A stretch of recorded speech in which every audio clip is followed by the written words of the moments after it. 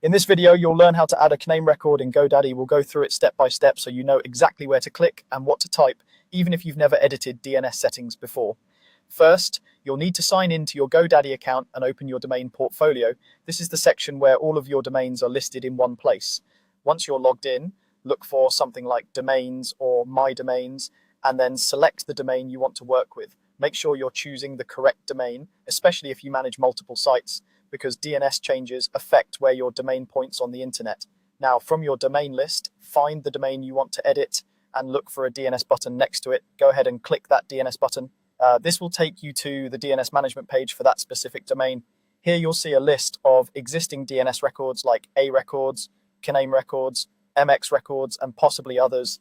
Don't worry if it looks a bit technical. We're only going to focus on adding a single CNAME record. At the top of this DNS records list, you should see an option to add a new record.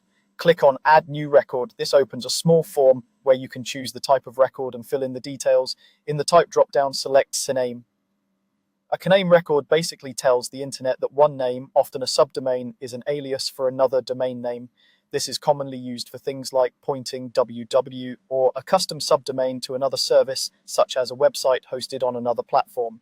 Next, in the name field, enter the prefix for your subdomain. For example, if you want blogyourdomain.com, you would type blog as the name. If you're setting up www.yourdomain.com, you would type www. You don't need to enter the full domain here, just the subdomain part. In the value field, enter the destination URL that your subdomain should point to. This will usually be something provided by the service you're connecting to, such as ghsgoogle.com or a hosting address like yourname.github.io. Be sure to copy and paste it exactly as given, since typos here can cause your subdomain not to work. For TTL or time to live, you can leave it at the default of 1 hour. TTL controls how long other servers cache this record. For most situations, the default is perfectly fine, and it helps keep things stable.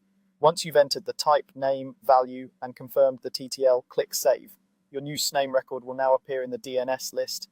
Keep in mind that DNS changes are not always instant. It can take anywhere from a few minutes up to a couple of hours for the new CNAME record to fully propagate across the internet.